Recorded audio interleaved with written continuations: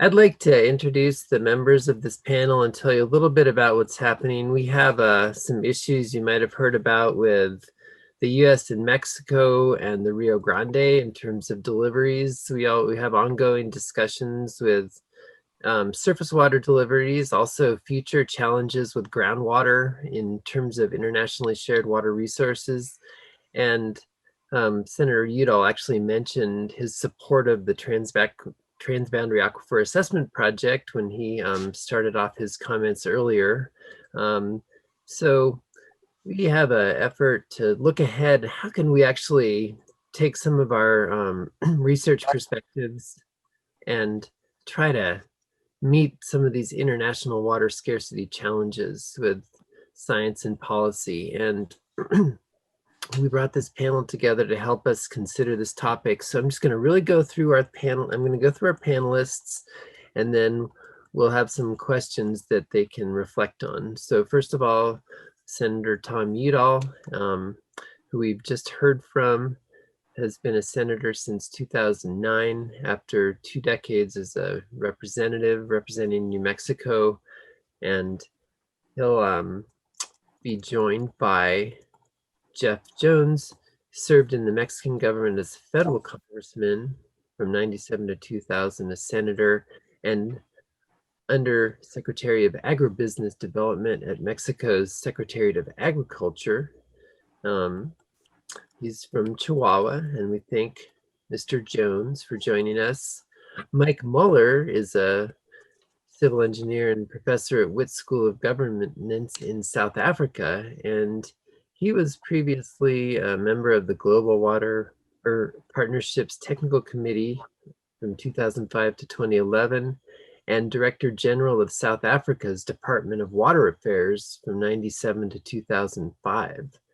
So we'll be really interested to hear about some of the international water issues in South Africa. And Rubén Chávez Guillén, he's a civil engineer from has held offices in Mexico in various water resources positions, and most recently as director of groundwater component of CONAGUA, the National Water Commission in Mexico. And he's now a consultant and working member of the Mexican Geohydrological Association, and also works as a committee member of the Association of New Mexican Civil Engineers. So we have a really eminent panel today.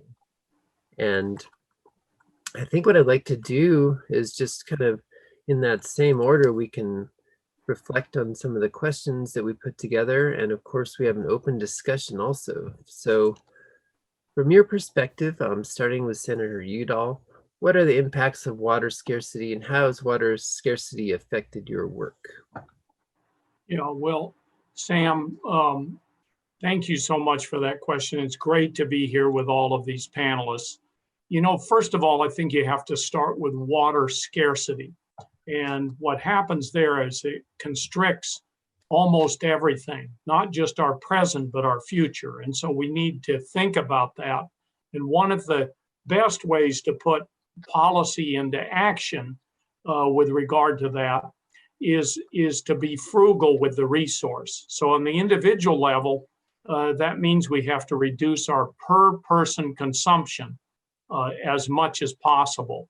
So when we do that, and I think of our cities doing that, you know, we have a competitive thing going on in New Mexico where cities actually look at the use per gallon per person and say, we're doing a better job than you, and it gets a little bit competitive. So that's something that's good. Then when you get over into the private sector, it means that farmers and companies have to figure out how to operate more efficiently. And that also means government has to invest in infrastructure, sometimes to desalinate water, and sometimes you have to have pipelines to move the water around. And one of the things that I've seen in our tri-state region, New Mexico, Texas, Chihuahua, is how dwindling supplies are subject to international treaties, and that raises tensions between farmers and the government on both sides of the border between Mexico and the United States and Chihuahua and our bordering states here. So it's really important that what I've done in the Congress to try to help out with the cooperation that we have to have is push for funding to study the impacts of pumping on shared aquifers that cross international borders. And obviously the last thing we need is, it's absolutely clear that we need good science to advise and guide our policymakers. So back to you, Sam. Okay, thank you so much, Senator Udall. Jeff Jones. Well, yes, I think this is one of the critical issues in any of these states in this region, where there's a lot of economic activity that is increased, particularly like in an area like Ciudad Juarez, and to have an unclear policy for handling water, I think that's an issue that really needs to be addressed to be able to understand what to do about this. I remember when the way I first became involved with this was when I was a congressman. I was federal congressman and a federal senator from 1997 to 2006. And there was an issue because the farmers were complaining about the cost of electricity that they were paying for their aquifer. And so they were asking for a very, very low rate for electricity. And which in here it was 14 cents in pesos, which was really like a nil rate. And the argument that I made at that time was that the problem that we had was not the price of electricity, because it was, and it continues to be, a very, very minimal cost. It's really the only cost to using water here. And it's in Mexico, it's down around 2 to 3 cents a kilowatt hour in terms of dollars.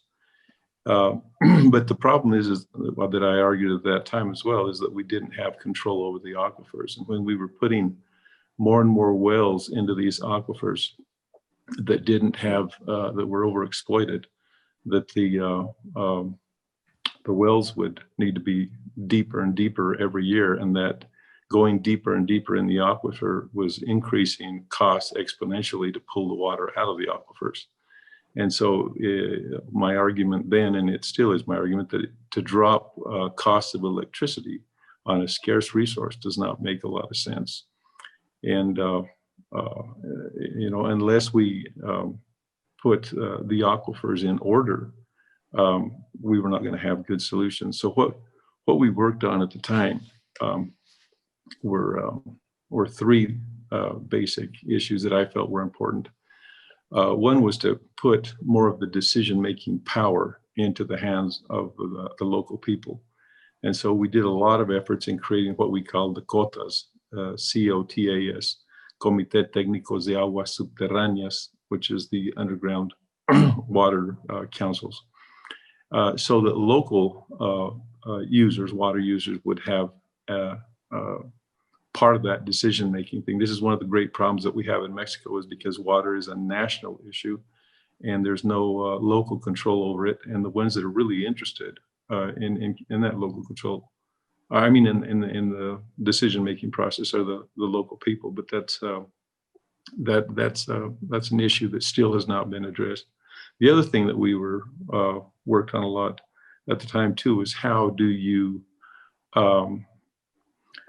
get good information so that you can make good decisions? And so what we, besides working on getting these cotas created, or these local committees, we also worked on doing geohydrological studies for each of the aquifers, of these closed aquifers. I'm talking about the closed aquifers.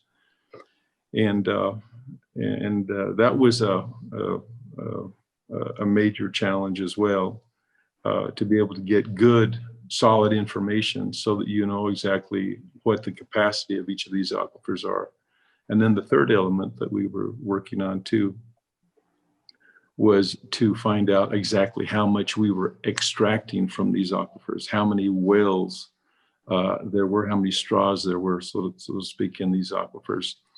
and so that people had good information. The argument was, how do you administer a resource if you don't know how much you have and you don't know how much you're taking out of those aquifers? You've got a serious problem.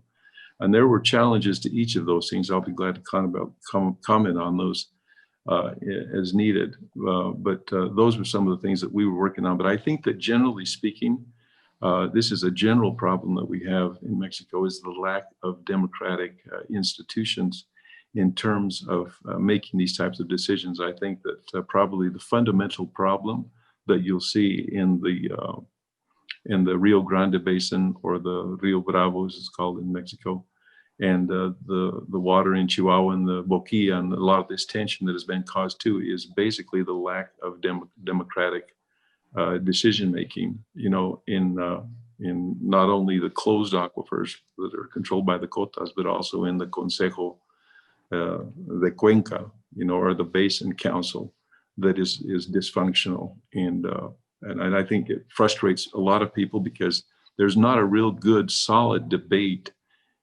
over these issues and how to handle those. It's really not, in the case of the Rio Bravo Cuenca, it's really the Cuenca, or the basin, it's really not an issue of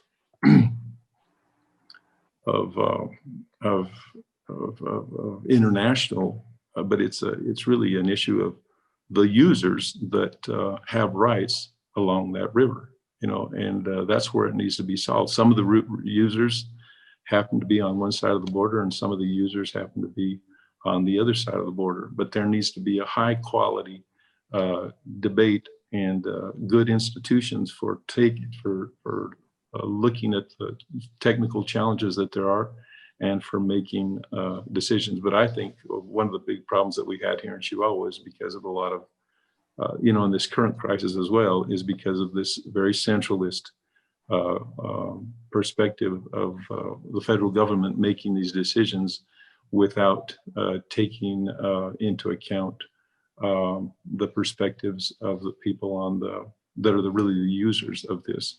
And that's when you get into trouble. Thank you very much. Let's see. I would like to hear from Mike Muller. Good evening to you. I say good evening from Johannesburg because it's slightly later than it is there. The one thing that's similar here is that it's 30 degrees, but it's 30 degrees centigrade, not 30 degrees Fahrenheit. So I'm enjoying Senator Udall's snow. And just to say thank you very much for the invitation. You know, one always wonders what there is that we can talk about from so far away, about something as very complicated and local as water. Just listening to you talk about your problems of your groundwater basins, you know, across communities, reminds us that water is a very, very local issue. But what we found in South Africa, where we had the good fortune to, you know, have quite a large political change in 1994, and we were able to rewrite a lot of our legislation and our policy, is that we were able to start from scratch, and we're able to learn from a lot of the efforts, and I have to say from the mistakes as well as the successes of lots of other people. And I think it was one of your water lawyers, Joe Sachs, who said, well, you know, I wouldn't follow any one particular model from the USA. We can provide you with 50 different examples of the mistakes you can make. And we certainly took heart from that, and worked quite closely, I must say, with Bruce Babbitt when he was Secretary for the Interior, if I can mention your neighbor, Senator Udall. And I'm grateful also to Delano Lewis, Ambassador Delano Lewis, who had 2 years here as an ambassador just ahead of the World Summit on Sustainable Development. So, you know, we really did learn a lot, and I hope we've actually demonstrated that we learned a lot. What we've managed to do as opposed to what we wanted to do is another matter. But when we turn to scarcity, and I work quite a lot in the sub-Saharan African continent. I'm also been involved in the very contentious Nile dispute. One of the things that we learn is that water scarcity is quite a complex issue. Obviously, the first kind of scarcity we have is the kind you've been discussing, where there really just isn't enough water for the people who are trying to do things with water to get it around. And you have to have some sort of arrangement to share it out, because that's all there is, and you've got to make your own arrangements. So physical water scarcity obviously is a concern in many places. But across Africa, there are many places which have got plenty of water, and yet the farmers can't get reliable irrigation. People can't get reliable drinking water, and that is about economic scarcity. And if we look at the maps of the water world, we actually have maps which show the world as places which are physically scarce, and I suspect New Mexico is one of them, and places which is economically scarce. And certainly a lot of Southern and Eastern Africa comes in that category. We've got the water, we just don't have the resources to move it. And of course, you can have the water and you can have the money, but if you don't have the management, and that includes the governance, and listening to Jeffrey Jones talking about the challenges of governance in Mexico, I really understand that well. In fact, we consulted with CONAGUA as well when we were busy developing water laws. You can have as much money and as many as much water as you like, but if your institutions don't work well, if they don't facilitate, you also don't get what you're trying to get. So I think it is important for us to understand that scarcity has these different dimensions. It's physical, it's economic, it's institutional, but also we must recognize the problems that we create for ourselves by scale. And by scale, I'm talking about the geography. You know, we look at Sam's background there, a lovely river, a lovely watershed, I'm sure. And we use the watershed as a scale for our analysis very often. But there are other scales. Senator Udall, you don't represent a river, you represent a state. I believe a very proud state. And, you know, we know a lot, we hear a lot about it. But the political scale is also very important.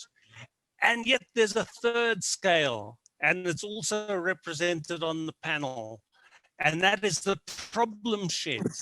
There you have a set of physical systems that cross a couple of political boundaries, and somehow you've got to get the physical system working with the political boundaries, and together it's sometimes quite useful to say, here's the problem shed.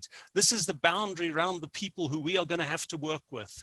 And I found that concept to be very, very useful, particularly in a changing world, because what you find is the watersheds might stay constant, but the problem sheds are changing all the time, and we need to take account of those.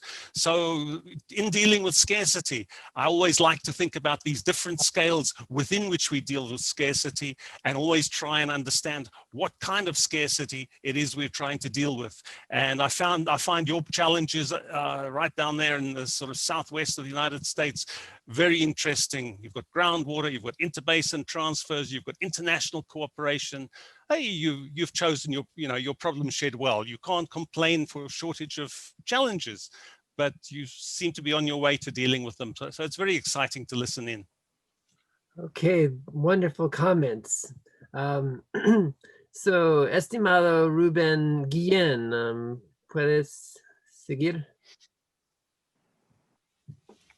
Desde luego.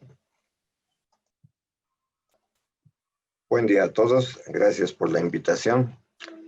En relación con la escasez, ya se dijo por parte del primer expositor, no hay duda de que esta escasez afectará a todos los sectores directa o indirectamente.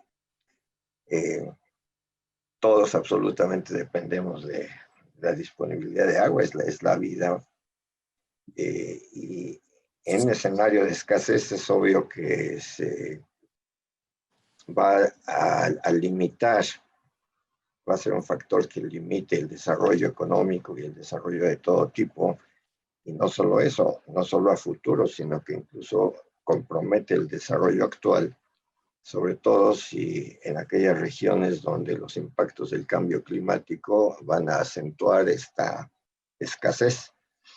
En particular, si tomamos la faja norte de nuestro país, México, que compartimos con Estados Unidos varias fuentes, tanto superficiales como subterráneas, pues no hay duda de que es una de las fajas fronterizas más problemáticas, quizá a nivel mundial, en cuanto a recursos hídricos, por estar en la faja de los grandes desiertos del mundo. De manera que ahí podemos hablar de una escasez natural al grado de que en algunos casos hay tramos de esa faja fronteriza donde se podría decir que el agua, en particular el agua subterránea, es casi no renovable. Ahí tendríamos que aprender a administrar un recurso casi no renovable a escala humana y que depende en gran parte la administración de esa reserva de un adecuado manejo. Afortunadamente, opino, después de más de 40 años de colaborar con la Autoridad Hidráulica Mexicana y en que me tocó tratar de estos temas de los acuíferos transfronterizos desde la década de los 80s o 70s, pues se puede decir que ha recibido una cierta atención, no toda la deseable, pero sí una atención un poco intermitente, y que se identificaron los hotspots o las zonas de reales o potenciales de conflicto en cuanto a los efectos transfronterizos que podíamos provocarnos mutuamente. En particular, desde hace mucho tiempo se identificó la zona del Bolsón del Hueco, Juárez El Paso como una de las más problemáticas.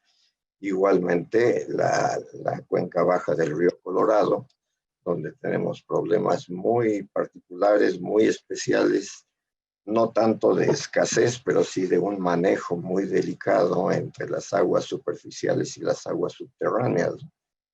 Entonces ahí prácticamente estamos hablando de una escasez natural, porque la precipitación pluvial en la parte mexicana es quizá del orden de 100 milímetros por año, de tal manera que como renovación o como recarga natural sería prácticamente nula si no existiera la asignación de agua del río Colorado que nos corresponde de acuerdo con el tratado internacional correspondiente.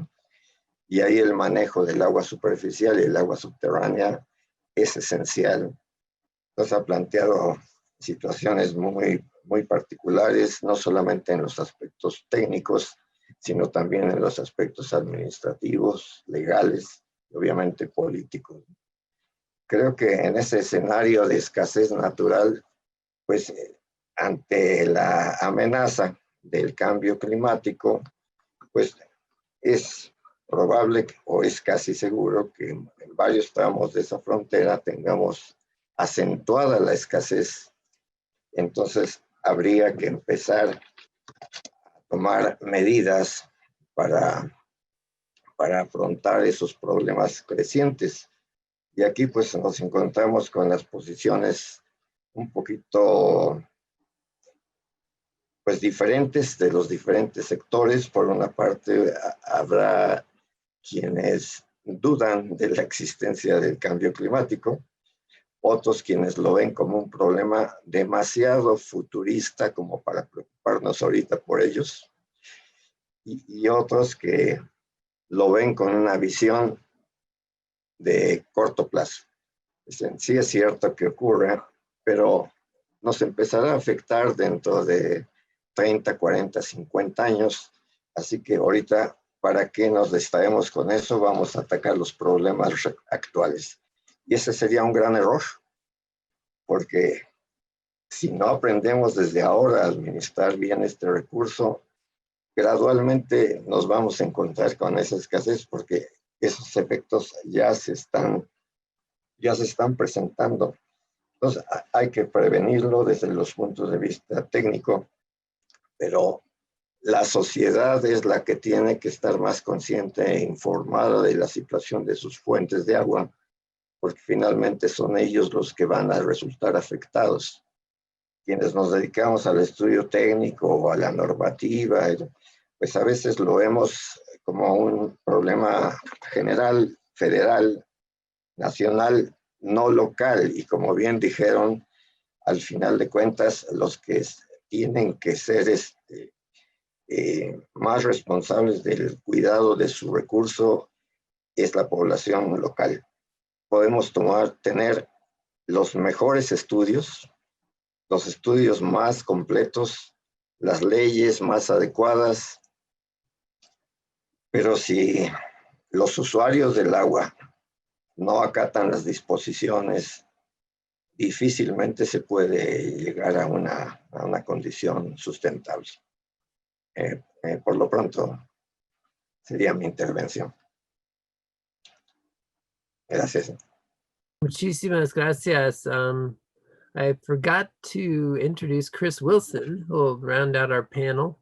And of course, this panel continues till 1:15.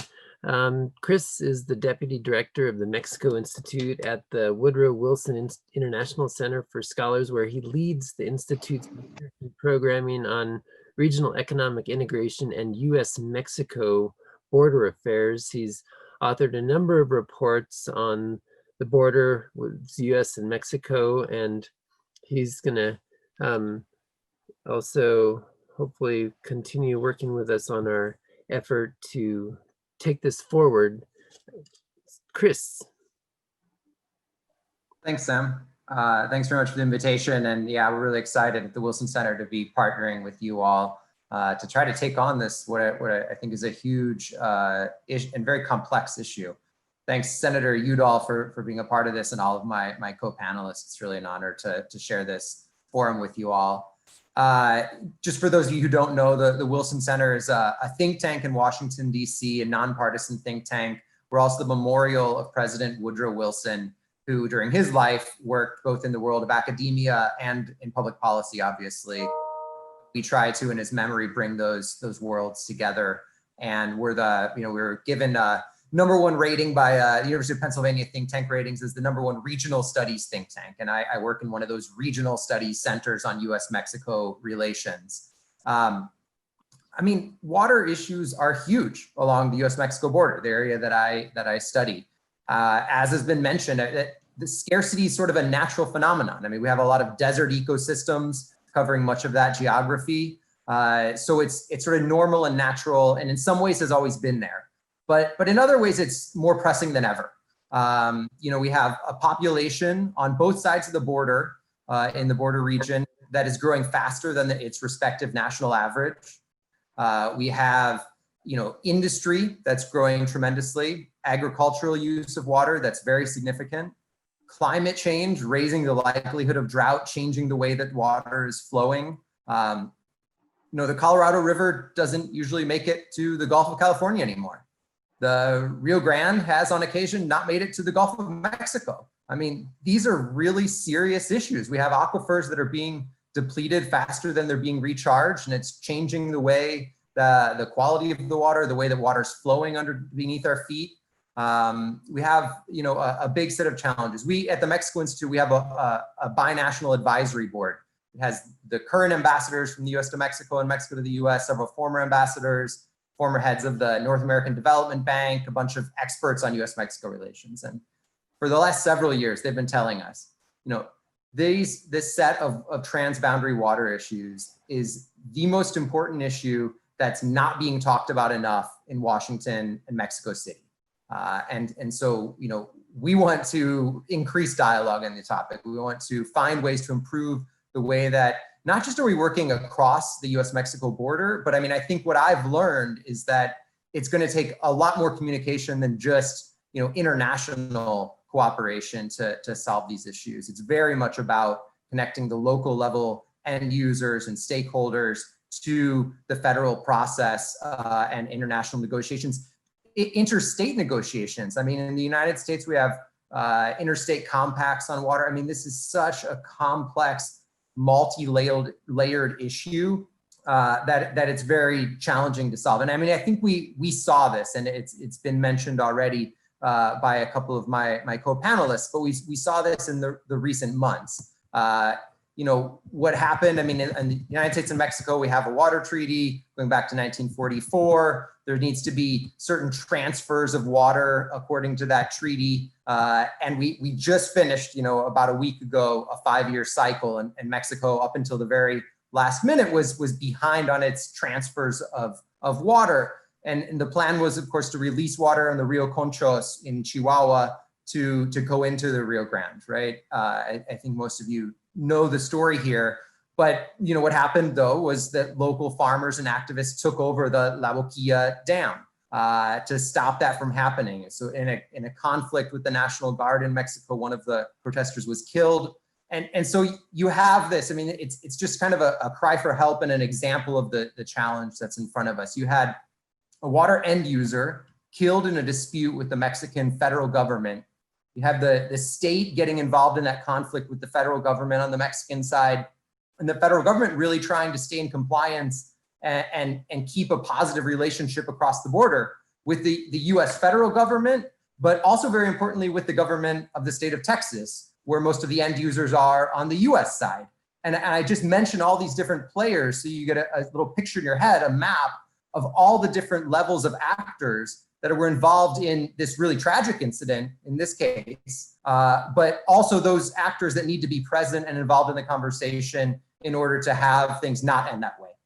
And actually, what's amazing is that the payment issue, the water transfer issue, was actually solved in a very cooperative fashion. A new minute was just negotiated. There was some creativity in terms of how and where the water would be transferred. That was really good to see. And we saw that, you can solve these problems if you bring together the right set of people. For the Mexican government, that meant, negotiating with the state of Texas, not just with the federal government, something they're maybe not as accustomed to doing given the way that water's managed in Mexico at a more national level. But I think very importantly, that was the case. And then, when you get to groundwater, I mean, I think you're really getting into a place where this becomes even more challenging. I mean, that's where we don't have a treaty. We don't have a real framework for cross-border management of the shared resource. And so we've really put ourselves into a position where you have a really basic tragedy of the commons. I mean, everyone acting in their own direct interest would take as much water as they need until what? Until it's all gone? I think we need to act before that happens. But we probably, this gives us a chance, kind of in the way that Mike was mentioning, they had a chance to learn from all the mistakes as they rewrote laws in South Africa. The fact that it's an unregulated space right now means that we have a chance to get it really right. We have the chance to create structures that address those needs that Jeffrey brought up, of having the local level, users become a part of the negotiation and the process for management. And I think the places where we've seen success along the US-Mexico border, there have been some really interesting things that have happened along the Colorado River. They've come from this type of ground up, stakeholder driven processes, but then met with support from the federal governments who bring that into the highest level of negotiation and agreement reaching. And so let me just stop there for now. But I think this is a really great space to be working in. I'm really happy to be doing it with the New Mexico State's Water Research Institute. Okay, thanks so much, Chris. And just for your information, this panel won't stop here. What Chris is alluding to, we're working on proposals for an ongoing 4 or 5 year project to really try and bring the universities across the border together to add to this information and possibly even policy and education to make changes in the situation. Going back to Senator Udall's idea that we go from our information into action. So we will be taking action on these panelists' great thoughts. So I'd like to kind of conflate our second question because we had 8 more questions that we won't have time for. But number 2, we asked kind of 2 parts. What are the biggest challenges to achieving a less water scarce future, and how do we overcome these challenges? And if I could just kind of add question 3, we were particularly interested in how these are exacerbated by climate change. And then question 4, in terms of opportunities, are there places for, I mean, we've already heard some of this, but international policy versus local community action. And if you could comment maybe on research areas that we might prioritize or how science might help this situation. Again, biggest challenges and how we might overcome these. Senator Udall, please. Thank you, Sam. first of all, I mean, I think we all know our biggest challenge in this less water scarce future is climate change and global warming. That is having a huge impact on all of our systems across the board. And for us here in the United States, our biggest challenge over the last 4 to 6 years, I would say, is getting the president and the Congress on the same page to finally address the threat of climate change. And we all know what's going to happen there if we don't do that. We know we're going to continue to see droughts and wildfires. All our current models indicate that with the course we're on, we'll see stream flows decline 10 to 20% over the next 50 to 70 years. And the public really understands this. There's no doubt about that. And that's why we need politicians to be bold and to act responsibly, to lead on this issue. And I think the pandemic we're in right now has shown us that we'd better recognize that these disparities and issues, we're going to need to step up and have that international cooperation when it comes to dealing with this. An individual country can totally solve climate change within their borders, maybe, but it's never going to be solved unless we work around the world. And then one other issue when you talk about challenges, I think climate change affects the foundation of water supplies, the amount of precipitation, the amount of snowpack that forms in the spring. And so we are going to need to look all across the board with water as to how climate and global warming impact, and then how we push forward to break through those kinds of issues. And I was very interested to hear the talk about how this issue has come between Mexico and the United States and the farmers taking over the dam. We need to work closer together so that kind of thing doesn't happen. We need to recognize that individuals may see things differently, but if we share the knowledge, share the science, we can get to the same place and we can cooperate and we can get things done. Thank you, Sam. All righty. If we can just move along to our next panelist.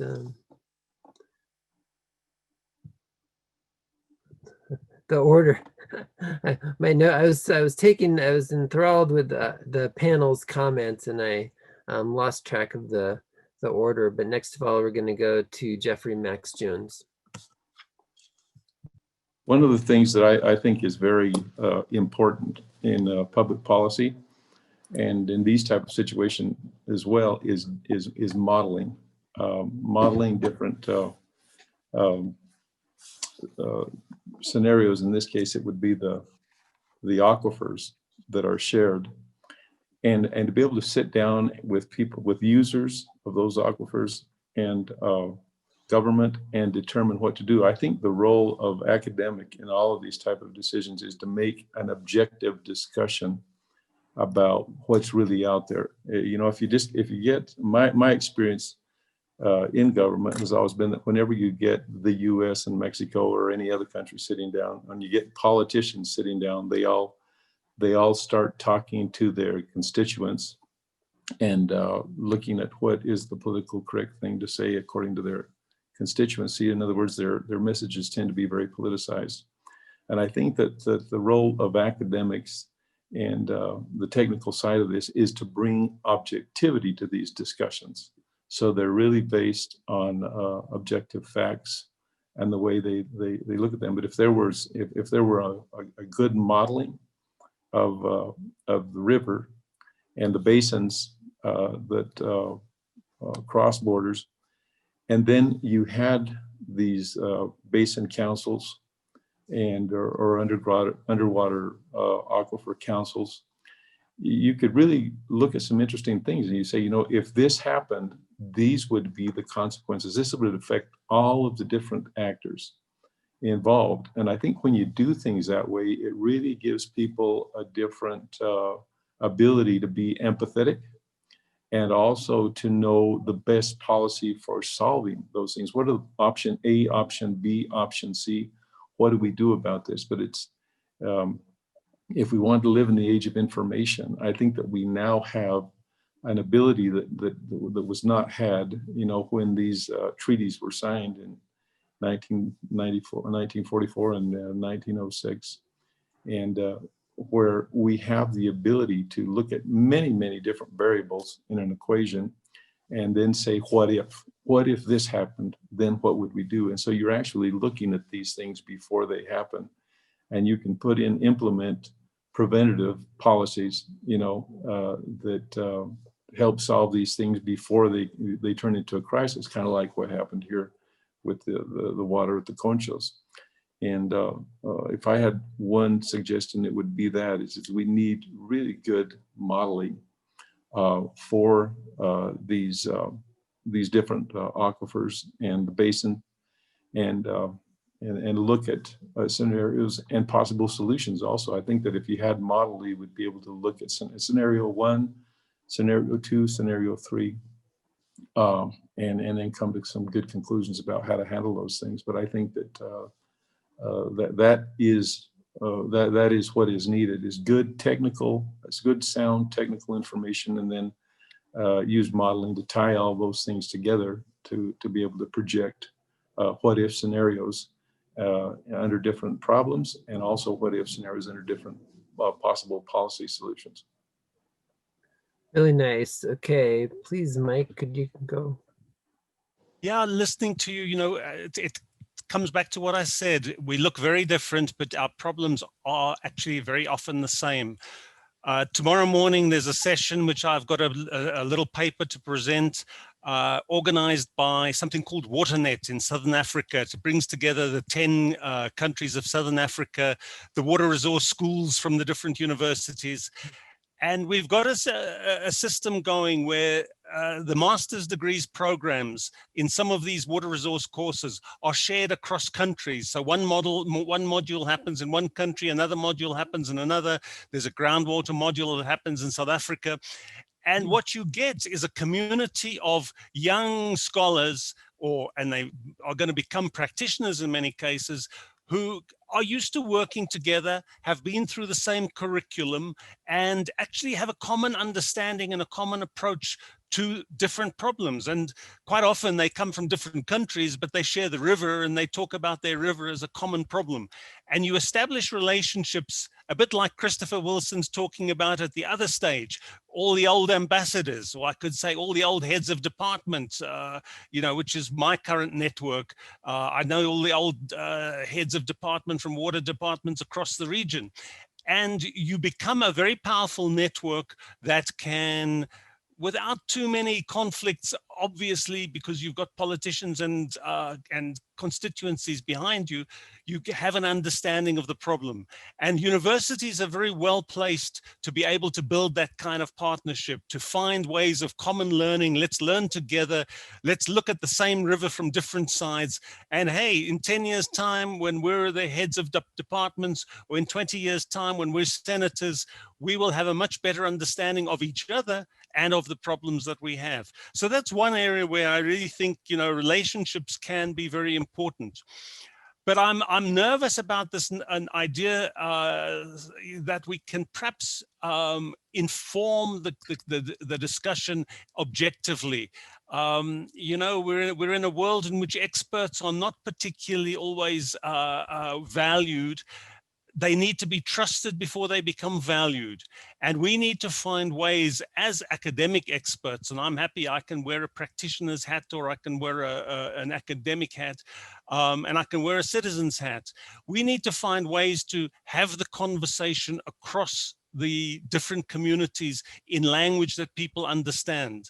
So models can help often, but you know, we run the center of this country of South Africa on a 14-15 dam system that is based on a fantastic model. I mean, when I was in Boulder a couple of years ago, people were still talking about the multi-year stochastic model that we use to run our systems. But when I asked people in the street, do you think we're out of water because it's the end of the dry season here? And they say, oh, the dam's only 30% full. And I say, but the system is 70%. So what's your problem? They say, oh, we're not cared about the system. Our water comes from that dam. And you know, it takes quite a lot of work to explain to people that their water security comes not from one dam, but actually if you've got 3 dams, you know, 1 + 1 + 1 = 4. You've actually got more security and more water. And it's hard to get that message across. So I think that's the second thing. How do we get the language right for the right group of people? And then, you know, I said to Sam, I wasn't going to talk about the Egyptian argument and everything that's happening up in the north of the continent. Fortunately, it's a long way from where I am. But one of the important bits of language we've learned in the global water discussion is this concept of shared benefits. And so, you know, my colleagues who have actually done some work on the Nile, I've also done some work on the Nile, we've looked very carefully. How can you develop this water where you've got countries of 100 million people really short of water, really short of development? How do you convince them that if I use my water, you won't have less? And, you know, the current project was very carefully conceived. You build a dam, but you build it on the frontier, so you can't use the water in your own country. You can just generate electricity. You tell the country downstream, we're gonna manage the flooding for you, and we're gonna give you cheap electricity. And they say, hey, you know, that's not bad. We understand those benefits. You mean we don't have to build a new dam to expand our irrigation, which is in fact the truth in Sudan. And then you get to the difficult one. You go and you look at Egypt, and they've always had this wonderful river flowing in there. And they say, well, what's in it for us? And we say, well, you know, you can actually lower your big Aswan Dam, which evaporates about 3 meters a year in that desert heat, because we can guarantee up on the hill, you know, much lower evaporation. We can actually have more water in the system. But by the way, really, you are going to need to use your water more efficiently. Now I'm worried because I've discovered the Egyptians using their water efficiently and stopping growing rice and sugar and cotton. They're growing oranges. They're competing with South African oranges on the market. And people here are very upset. But actually, I say, this is the best piece of news I've heard for a while. The Egyptians have learned to get more production, more jobs. And why have they done that? Because they realized they were going to have to share the resource. And now they are beginning to find ways of doing it and using that water more effectively. And it all came out of that discussion of shared benefits. That discussion's taken 25 years, by the way. We hosted in South Africa back in 1998. We hosted the ministers of the 10 Nile countries to begin on a confidence building process. And, you know, 25 years later, it's work in progress. But if you get the language right and you get the interests understood, maybe you can take people forward. And I found that language of shared benefits. I'll benefit this way, you'll benefit that way. How do we develop that? And you develop it together by working together and understanding each other's problems. So that would be my contribution at this point. Okay, thank you very much.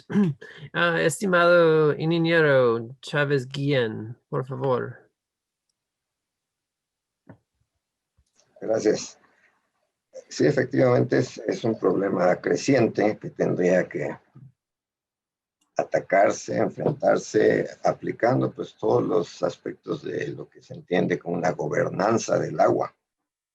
Por supuesto, esta debe partir de un conocimiento adecuado del recurso y de sus fuentes. Esto requiere de una colaboración binacional o más. Hay acuíferos compartidos por 2 o más países. En nuestro caso, refiriéndonos a la frontera norte de México, que compartimos con Estados Unidos, pues lógicamente pues, tendríamos que proceder a este conocimiento que afortunadamente es aceptable por parte nuestra y seguramente mucho más profundo por parte de Estados Unidos, por su mayor capacidad económica, mayores recursos, mayor participación de las universidades fronterizas. Sin embargo, decía Chris Wilson, una opinión que pareciera que estamos partiendo de cero. En realidad, difiero de esa opinión, porque como dije anteriormente, desde la década de los 70, en el Acta 242 de la Comisión Internacional de Límites y Aguas entre México y los Estados Unidos, se estableció una limitación a la extracción de aguas entre Arizona y Sonora. Y en la misma acta se estableció un compromiso de intercambio de información a lo largo de la frontera en el caso de proyectos que pudieran afectar de alguna forma al país vecino. No tiene esta acta, por supuesto, toda la formalidad de un tratado, de ninguna manera. Sin embargo, al amparo de esa acta y de ese compromiso, desde entonces, en la forma intermitente, se han estado realizando algunos programas fronterizos binacionales con cooperación de las universidades fronterizas. Entonces se han identificado los casos más delicados. Ya mencioné el bolsón del Hueco Juárez El Paso, el bolsón de la Mesilla, y desde luego Nogales, Santa Cruz, San Pedro, y hacia abajo Piedras Negras y en fin, algunos otros. Y en esa identificación se han concentrado los estudios que han ido progresando sin llegar todavía propiamente a un reglamento binacional, pero sí a un conocimiento compartido bastante aceptable que tiende a convertirse precisamente en los modelos que señalaba, creo que Mike. Desde luego, esta sería la herramienta ideal, que pudiéramos tener un modelo de los acuíferos que compartimos, o al menos de sus porciones fronterizas, porque en varios casos los acuíferos son muy extensos y abarcan extensiones muy grandes en un país o en otro. Una modelación completa pudiera no ser viable a muy corto plazo, pero la modelación de sus porciones fronterizas, precisamente para prevenir o corregir efectos transfronterizos, sería ideal. Esta es desde luego la parte técnica. Después tendríamos la participación social, porque como todos saben, la gobernanza es mucho más que la técnica. El conocimiento de los acuíferos, eso debería ser la base de la gestión, y creo que lo es, pero hay mucho más que los aspectos técnicos. También hay los aspectos socioeconómicos, los aspectos políticos, los aspectos ambientales, que han venido a complicar toda la situación, los aspectos legales, por supuesto. Y en el caso del cambio climático, pues es obvio que los efectos más inmediatos son sobre los ecosistemas, que son los vertedores naturales de los acuíferos y los que son más sensibles a cualquier abatimiento de los niveles del agua. Manantiales, humedales, caudal base de ríos, etcétera, vegetación ripariana es automáticamente eliminada. E igualmente los sectores de menor capacidad económica, que dependen en su abastecimiento de captaciones muy someras, igualmente sensibles a cualquier sobreexplotación. Entonces todo esto va a ser acentuado por el cambio climático. En la parte mexicana podemos decir que se le ha dado mucha atención por disposición de la ley a la participación social. Se han establecido consejos de cuenca y se han establecido comités técnicos de agua subterránea. Han sido muy numerosos. Sin embargo, pues ha resultado como con los hijos, es más fácil engendrarlos que mantenerlos.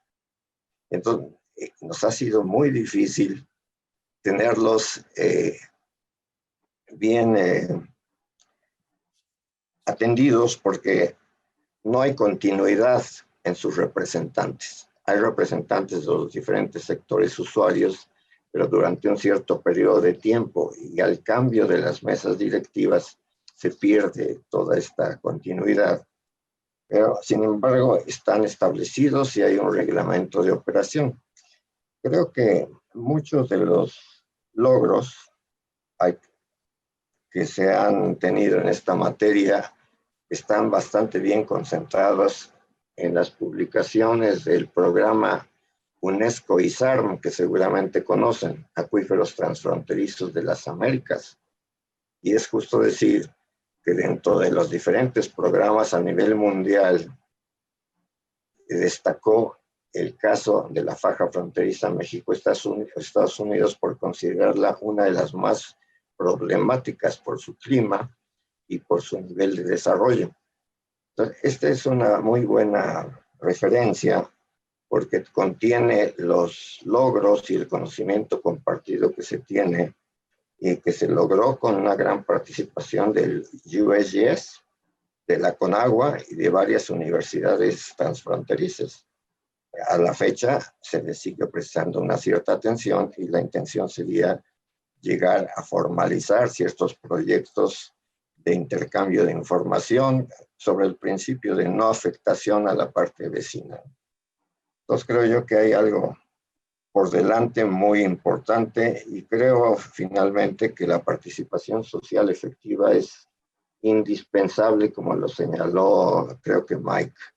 Efectivamente podemos tener estudios exhaustivos, estupendos, pero si nosotros técnicos no tenemos la capacidad de explicarle a los usuarios en términos accesibles cuál es la situación de sus fuentes y los riesgos a los que se están exponiendo si no acatan las disposiciones y recomendaciones técnicas, no servirán para nada esos estudios.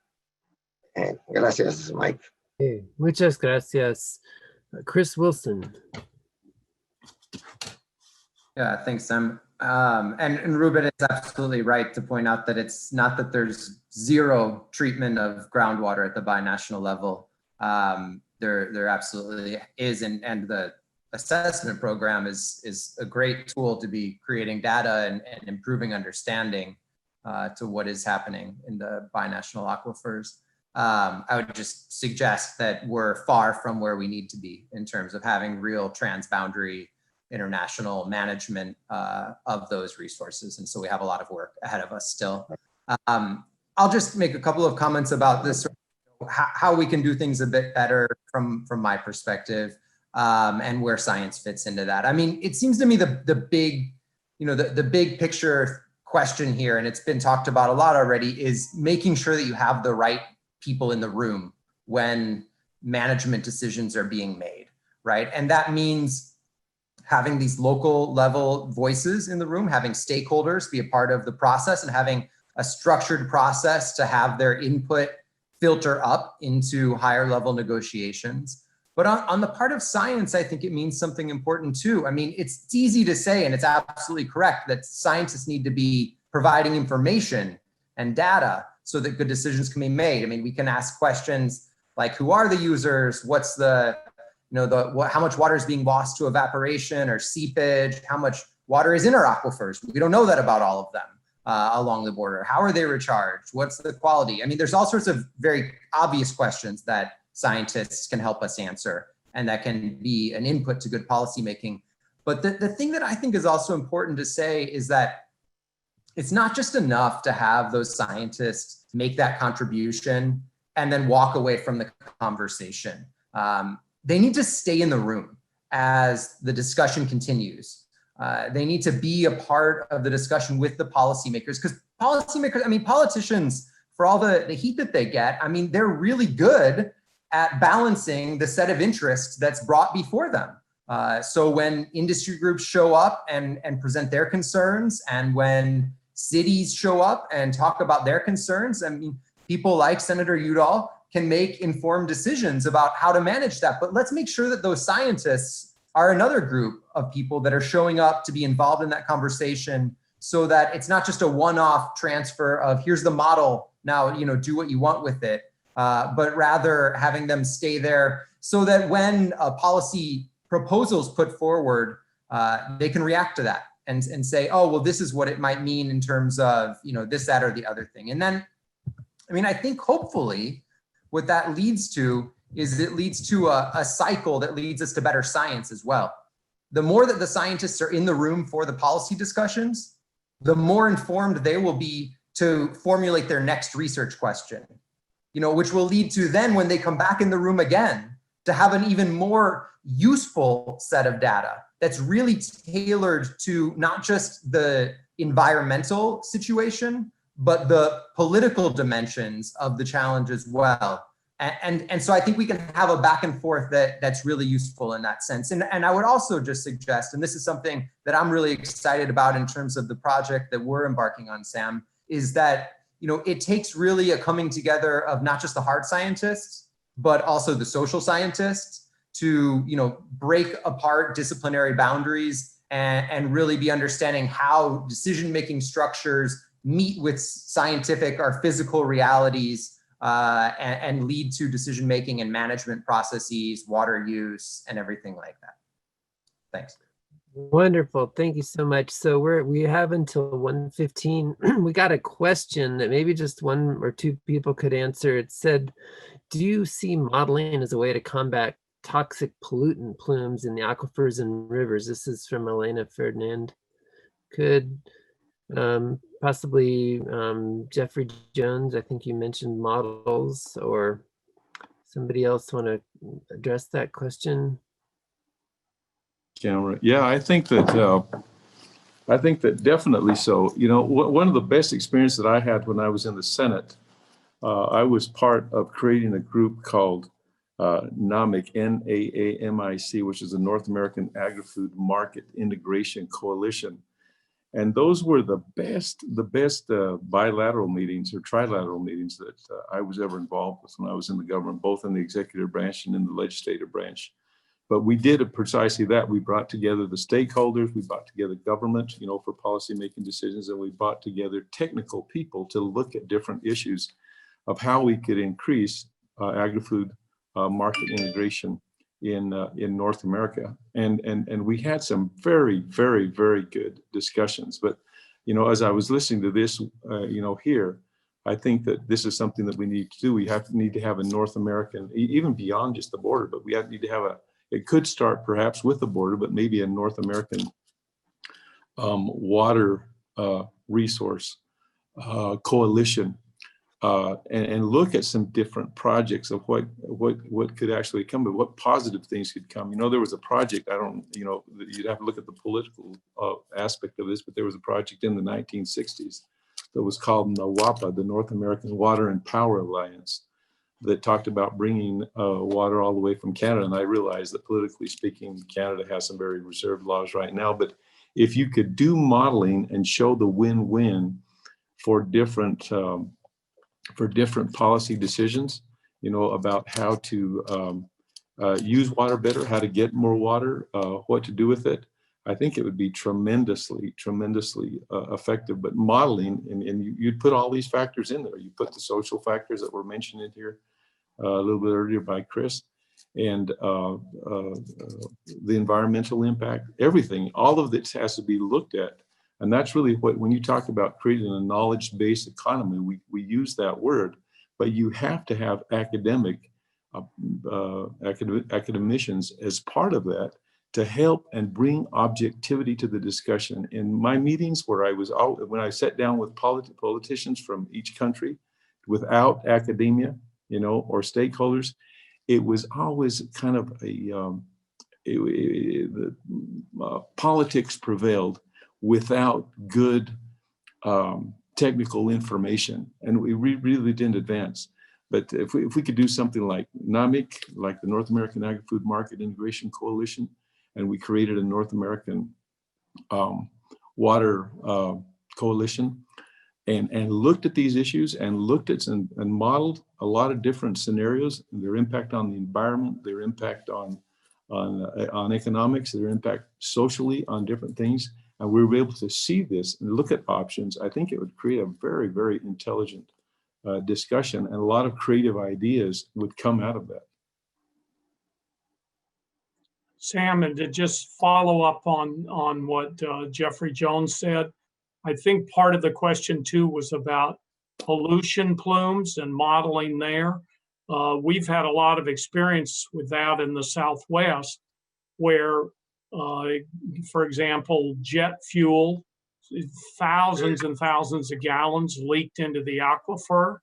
And as a result of that plume, the pollution plume, was going towards wells and going towards city wells. And it was the Air Force coming in to clean that up and establishing a model and predicting how far the plume would get, which kind of gave everybody a comfort level of, look, this is how it's working. This is how many gallons we're pumping. This is how fast we're cleaning it up. So modeling, I agree with Jeffrey Jones.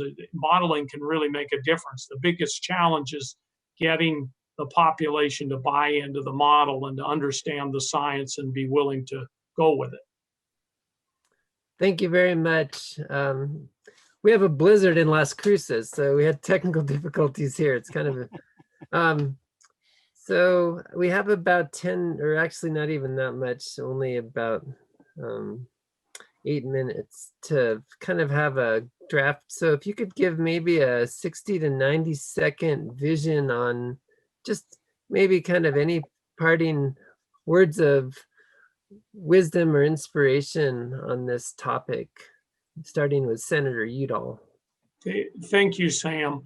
I think one of the things that inspires me about this panel and what we've talked about is what happened when John Wesley Powell came to the West as an explorer. Obviously, Native Americans were here earlier, but he came and he said, this is an arid region, scarce water. We need to focus on watersheds. And I think if we were focusing on watersheds, whether they're international watersheds or domestic watersheds, you get shared benefits, as Mike Muller was talking about. If people share a resource, they then see shared benefits. And so there's a lot of work that we can do in terms of working together to protect our watersheds and make them last and grow for future generations. Thank you. Wonderful. Thank you very much. Okay, next, Jeffrey Jones. You know, another successful institution that I followed while I was in the Senate as well and participated several times was the Energy Council.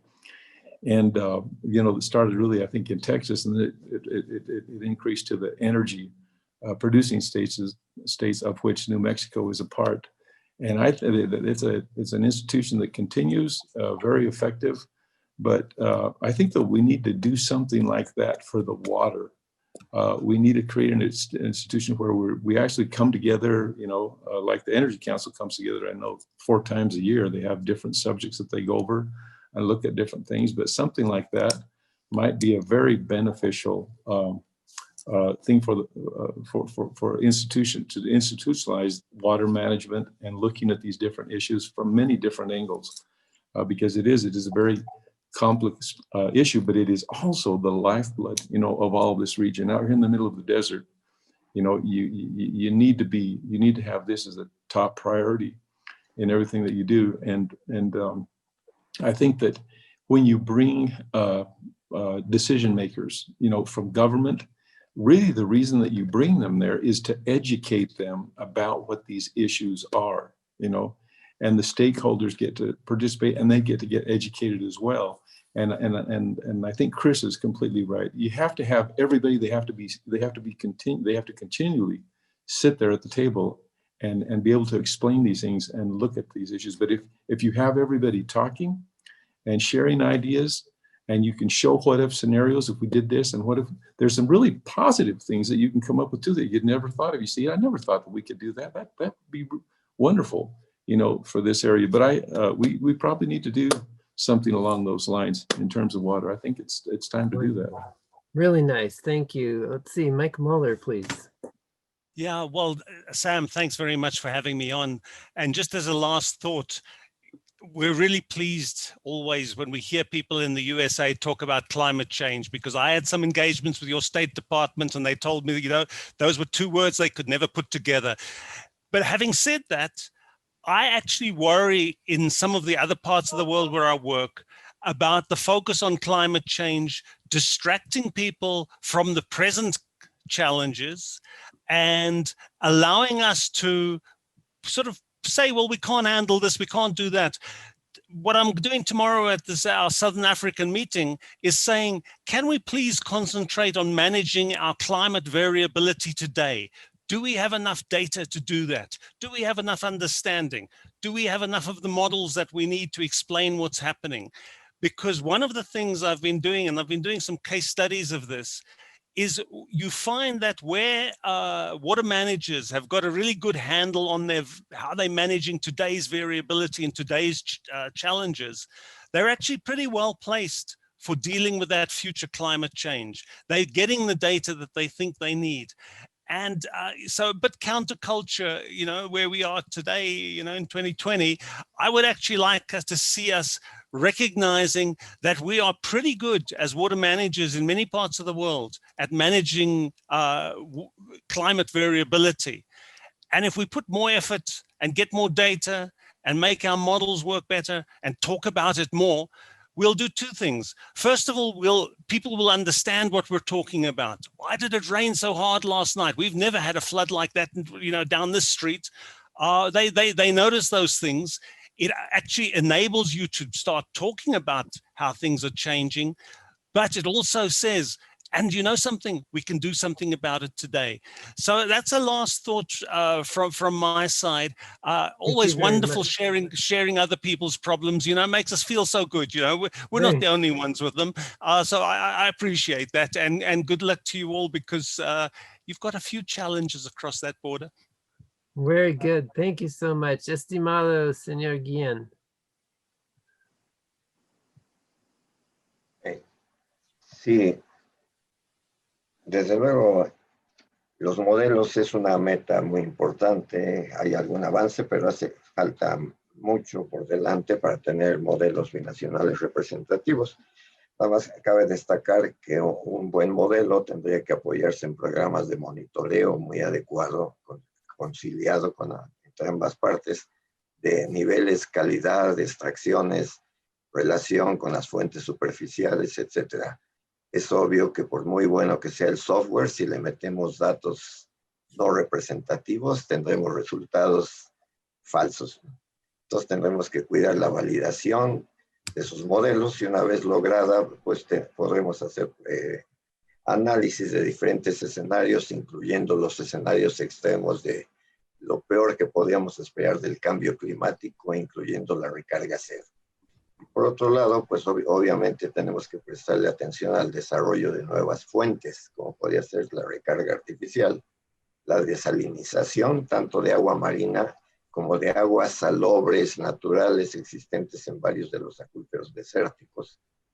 Y con todo esto, pues nos permitiría ir preparándonos, sobre todo trabajando con el sector social y el sector político, crear conciencia. La voluntad social no existe en general. Los usuarios se resisten al control de las extracciones, no respetan las disposiciones oficiales, y la voluntad política se basa en una visión de corto plazo, no una visión de largo plazo. Habría que concientizar eso. Yo creo que hay muchísimo por hacer, y agradezco la oportunidad de compartir con ustedes. Gracias. Muchísimas gracias. Chris, in a few words. Close out by saying, I started talking about how the rivers hadn't reached the ocean in several of the previous years. I mean, let me end by pointing to what happened with Minute 319 and US-Mexico cooperation that allowed the Colorado River to once again reach the Gulf of Mexico in 2014, kind of showing us what's possible when civil society is involved in the conversation, when policymakers from both governments really work hard together. I mean, we've done so many creative, amazing things across the border too. We're allowing Mexican water to be stored in US infrastructure. I mean, there's no end to the things that we can, do if we allow ourselves to think creatively and constructively and cooperatively.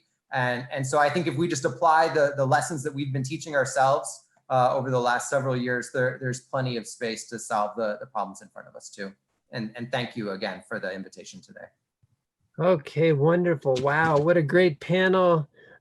Very impressive and really inspirational. Thank you once again. I really appreciate it. Have a nice day.